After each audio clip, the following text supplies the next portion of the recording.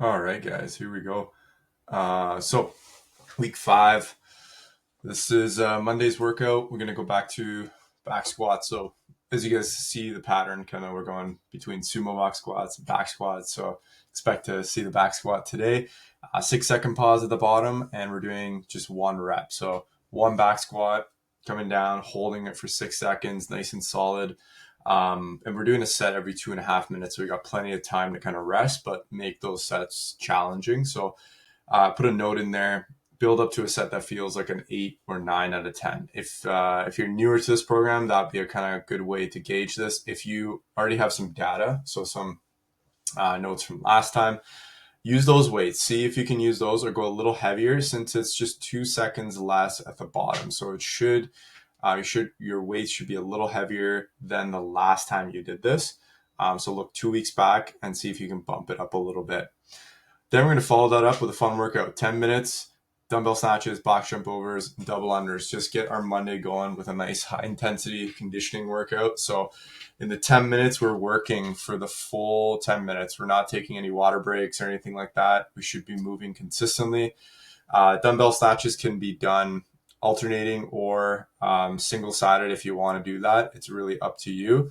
The idea is to just get the body moving for those 10 minutes. Choose weights and a box height and progressions for your double unders that you can just keep moving. And it's not about learning a skill. It's more about getting your heart rate up in this one.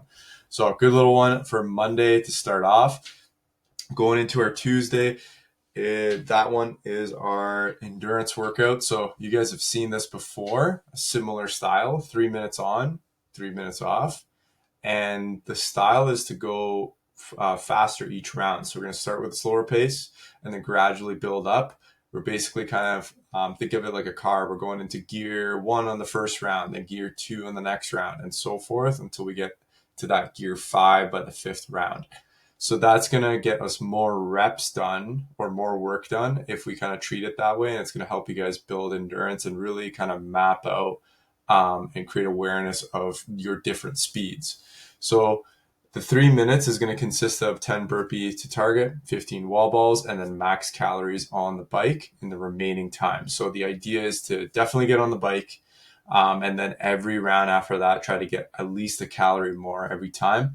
Just make sure that first round, you don't go too fast. So 60-70% pace on the first round, and then gradually build up from there.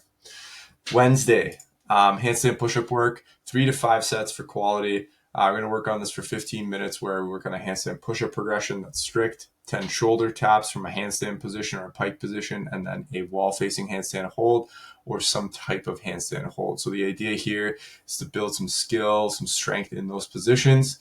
And the idea is to not to treat this like a WOD. So make sure you're kind of taking rests in between your movements and your sets, and really try to get a lot out of every movement. So when you're doing the handstand push-ups, make them challenging, but hit really good positions with them.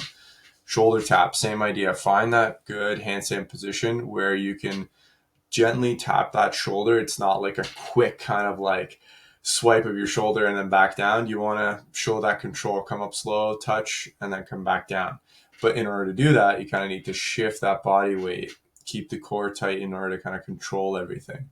And then with that hold at the end, we're just trying to reinforce all those positions together. So it should be basically like a hard progression, medium.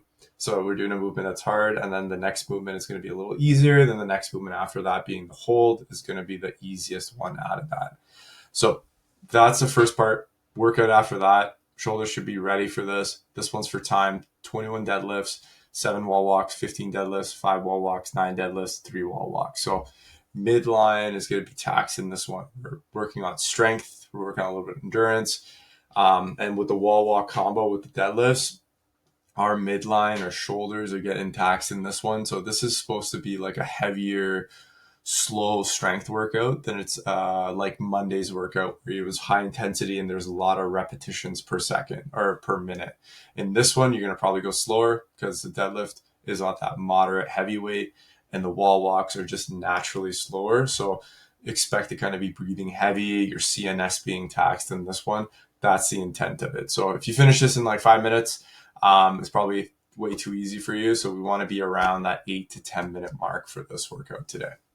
So that's Wednesday's. Thursday's workout, we're going to hit those unique movements. The idea is to get into positions that we don't normally get into so that we can build some strength, some novelty, some mobility in those ranges, and then just keep the body continuously getting better and giving it different kind of stimulus. So doing 8 to 12 bodyweight knee behind the ankle split squats, single arm rotational presses, and then banded half kneeling low to high chops. So these are per side, and we're trying to do 3 to 5 sets in the 15 minutes there with a 60-second rest at the end of each set. So really good work to get stronger, mobile, and for injury prevention as well. And then our workout, very straightforward. For calories, 3 minutes on of biking, 3 minutes rowing, 2 minutes on of biking, 2 minutes rowing, and then 1 and 1. It's supposed to be on the higher end of intensity, so we're pushing the pace on this one, but focus on trying to improve or increase your machine speed every round. So kind of like Tuesday's workout, I would say the first round you want to go out at like a 70% pace, next round kind of 80%, and then the last round is like 90% or more, because you know you got 1 minute on each, and this is going to work on the conditioning for you for Thursday's workout. Friday, we're going to hit up those squat cleans. We're going to practice our halting squat clean. So we're going to pause at the mid hang for 3 seconds and then actually do a squat clean. And the idea is to really start to blend in the pull from the ground and really hit in the right positions as we do this. So we're doing that complex, 1 halting squat clean and 1 squat clean every 90 seconds for 7 rounds total. So look back at what you did in previous weeks with your cleans and then see if you can kind of gauge where to start from. If you're not sure, start light, slowly build up. Then from over there, we're going to take some of those movements into the workout. We actually have squat cleans in the workout as well. We got it paired with toes to bar and pull-up bar hangs. So this workout is going to test grip. So we're hanging onto bars, we're hanging onto the pull-up bar and to the barbell itself. So break up your sets early in this one. You don't want to get caught with your forearms blowing up early. So definitely break them up so that you can keep this moving. This workout's 3 rounds, 1 minute of hanging, 15 toes to bar, and then 15 squat cleans. I am going to change the time limit. We're going to make it 12 minutes on this one. So a little bit of intensity in there.